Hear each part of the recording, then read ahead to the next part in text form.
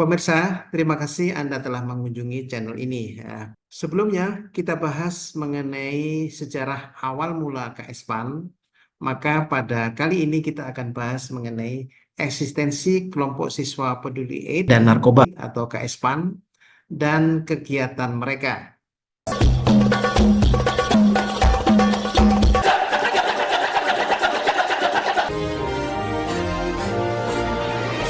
Tugas dari guru peduli AIDS itu adalah melatih siswa KSPAN.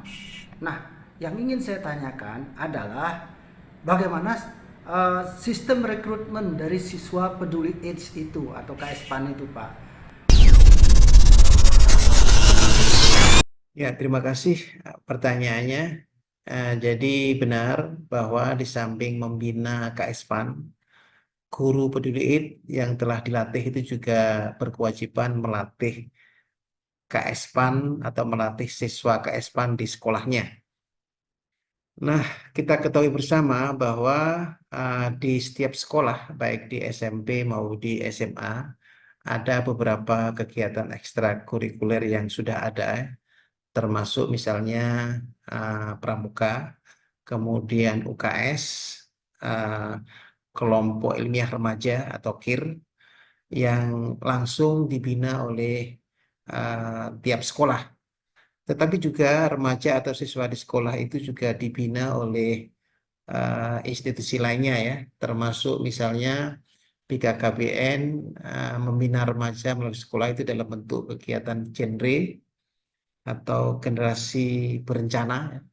Kemudian Kemenkes juga punya program PKPR dan semacamnya ya. Nah, di dalam rangka melatih siswa tersebut, tentu saja anggota forum guru atau guru peduli AIDS sudah berkoordinasi dengan stakeholders yang ada di kabupaten kota, terutama berkoordinasi dengan Komisi Penanggulangan AIDS, Dinas Pendidikan dan Olahraga, serta Dinas Kesehatan dan juga LSM Peduli Remaja yang ada di kabupaten setempat. Soal rekrutmen siswa yang dijadikan kader KSPAN yang diikutkan dalam pelatihan tersebut tentu saja berkaitan dengan kebijakan masing-masing sekolah ya. Tapi setidaknya beberapa syarat agar siswa bisa mengikuti pelatihan KSPAN ini adalah pertama, siswa yang memiliki minat terhadap persoalan kesehatan ya, khususnya HIV/AIDS dan narkoba.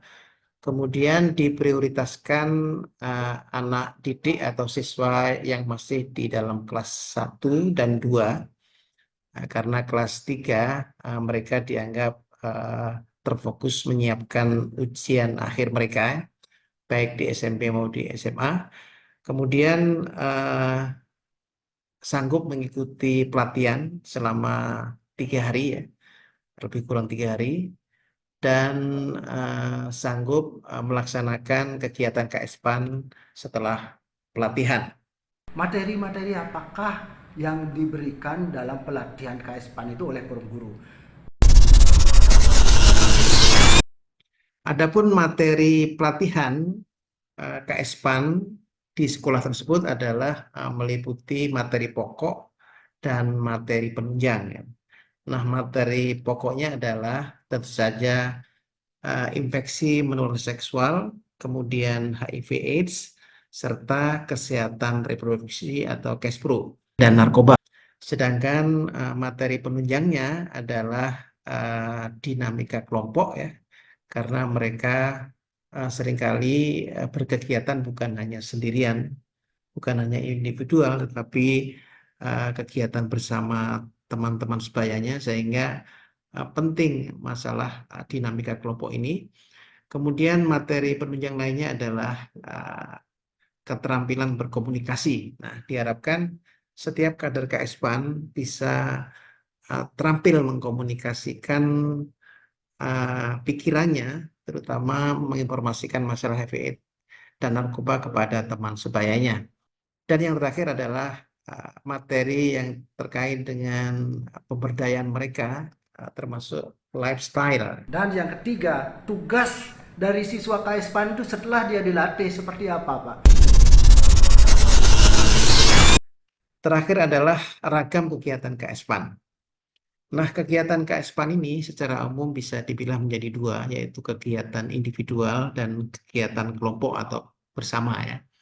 Nah, kegiatan individual ini misalnya penyampaian informasi berantai atau getok tular, ya, bahwa setiap kader KSPAN diberi tugas setelah pelatihan itu menginformasikan kepada sejumlah teman-teman sebayanya secara individual, sehingga mereka melakukan ketok tular informasi masalah HIV ini baik kepada teman-teman di sekolah maupun di luar sekolah.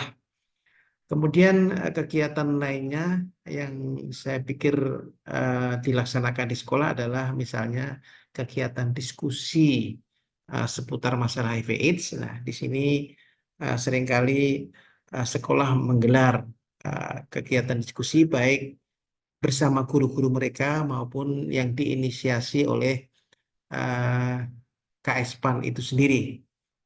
Sejalan dengan pelajaran bahasa Indonesia dan juga pelajaran sastra dan bahasa Inggris ya di sekolah mereka, mereka juga mengembangkan materi edukasi yang berupa majalah dinding atau mading. Nah, mading ini saya pikir cukup efektif ya karena dilihat oleh teman-temannya di sekolah ya, baik berupa informasi kegiatan mengenai kegiatan siswa lain yang terkait dengan HIV/AIDS maupun informasi-informasi dasar mengenai HIV/AIDS dan narkoba misalnya. Selain itu, kegiatan yang cukup menumbuhkan kreativitas siswa di sekolah misalnya adalah lomba karya tulis ilmiah. Nah, lomba karya tulis ilmiah ini setahu saya juga dilaksanakan oleh eh, KPA Kabupaten Kota di Bali ya. Jadi diikuti oleh sekolah-sekolah KSPAN binaannya, baik di tingkat SMP maupun di tingkat SMA. Sehingga melalui karya tulis ilmiah ini kegiatannya bukan hanya sekedar mereka diberi tugas untuk menulis karya yang nanti dinilai juara 1, 2, dan 3-nya, serta juara harapan, tetapi lanjut materi-materi yang sudah terpilih atau masuk nominasi itu juga dipresentasikan. Nah, di sini cukup menarik, ada diskursus di sini, ada pembahasan dan sebagainya, sehingga hal itu aktivitas ilmiah yang LKTI yang menyangkut LKTI HIV/AIDS ini yang diikuti oleh anggota KSPAN ini cukup penting untuk menggali atau memacu kreativitas di kalangan siswa.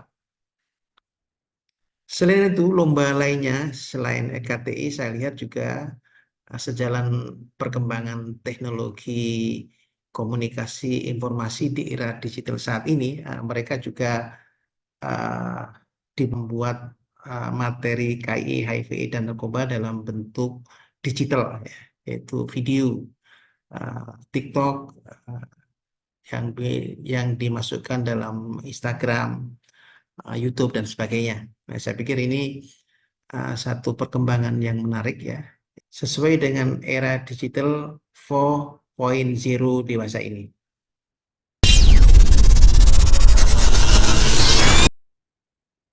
Selain kegiatan yang skupnya di sekolah, ada kegiatan KSPAN yang berskala lebih besar yang mengikut sertakan lebih kolosal, yakni berupa Jambore KSPAN. Nah, Jambore KSPAN ini uh, digelar dua fase. Yang pertama adalah fase di tingkat kabupaten kota. Itu tentu saja diikuti oleh uh, sejumlah anggota KSPAN sekolah di tingkat kabupaten kota ya, baik SMP maupun di SMA. Nah, Jambore di tingkat kabupaten kota ini berlangsung setiap 1 atau 2 tahun ya. Kemudian setelah selesai Jambore di tingkat kabupaten, maka pihak KPA Provinsi Bali juga menggelar Jambore KSPAN di tingkat provinsi ya. Biasanya digelar setiap 2 tahunan ya.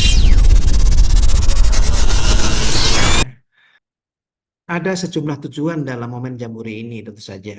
Di samping mereka, para peserta bisa saling belajar ya, sharing pengalaman. Para peserta juga diberi pengetahuan dan wawasan baru seputar HIV dan narkoba oleh para narasumber yang berkompeten. Eh, Selain itu juga terjadi pertukaran informasi dan saling belajar mengenai pengelolaan dan manajemen kegiatan di sekolah ya, baik di kalangan para aktivis KS PAN itu sendiri maupun di antara sesama guru pembina KS PAN di sekolah. Jambore KS PAN ini memiliki dampak yang positif untuk kebersamaan dan semangat para pelaku aktivis penanggung AIDS termasuk di kalangan guru pembina KS PAN serta di kalangan siswa atau remaja yang masih tumbuh berkembang dan mereka tengah menghadapi tantangan termasuk bisa terhindar dari epidemi HIV/AIDS ini. Nah, selain menambah pengetahuan dan wawasan, kita lihat juga pada momen Jambore ini mampu secara tidak langsung maupun langsung bisa mengelola semangat dari semua jaringan KS PAN di Bali dan diharapkan momen Jambore KS PAN baik di tingkat kabupaten maupun tingkat provinsi ini bisa dilanjutkan. Hal ini memerlukan dukungan APBD.